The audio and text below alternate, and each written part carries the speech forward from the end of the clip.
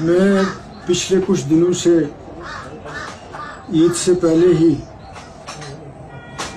مجھے بخار تھا، تو میں نے پہلے ٹیسٹ کروایا تو ڈاکٹروں کو لگا کہ مجھے جانڈس کی تکلیف ہے، تو پھر مجھے انہوں نے کمپلیٹ ریسٹ کے لیے کہا، وہ ریسٹ بھی ہو نہیں سکا، تو انہوں نے کہا کہ نہیں، اگر یہ ہو تو یہ بڑھے تو پھر آپ کو 2-3 ہفتے ریسٹ کرنا پڑے گا۔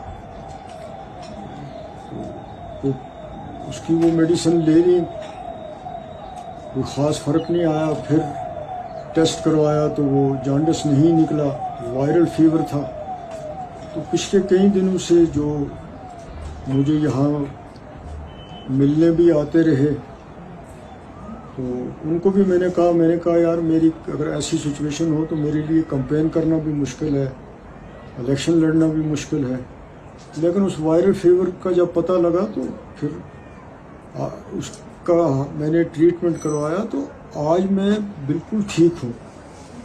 تو اس حوالے سے جو یہ ساری ریومرز پھیلائی گئیں یا پھیل گئیں، تو ایسا کوئی معاملہ نہیں تھا کہ مجھے الیکشن نہیں لڑنا ہے یا کچھ ہے۔ مجھے اگر صحت خراب رہتی میری اسی طریقے سے تو میں ڈیفینیٹلی کہتا کہ ان کو کہ آپ آلٹرنیٹیو کینڈیڈیٹ تلاش کر لیجئے یا کچھ بھی، لیکن اب میں نے کل سے میں بہتر ہوں۔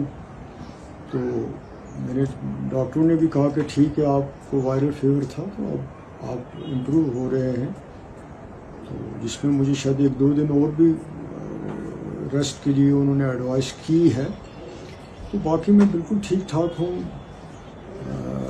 الیکشن تو میرا آلریڈی ڈکلیئر ہے، تو اب میری صحت بھی ٹھیک ہے، تو میں لڑوں گا۔ اب یہ آج کل کا زمانہ ایسا ہے کہ کوئی بھی خبر کہیں سے بھی نکلتی ہے تو پھر وہ بہت زیادہ دور تک پھیل جاتی ہے، پھر تو یہ چیزیں ضرورت سے زیادہ بڑھ جاتی ہیں۔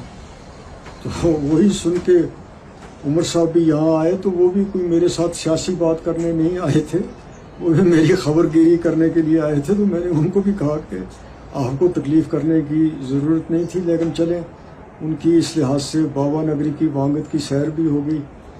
تو یہی سارا معاملہ تھا، کچھ اور اس کو کوئی زیادہ سیریسلی لینے کی یا بڑھاوا دینے کی کوئی ضرورت نہیں ہے، نہ میں اس کو دینا ضروری سمجھتا ہوں۔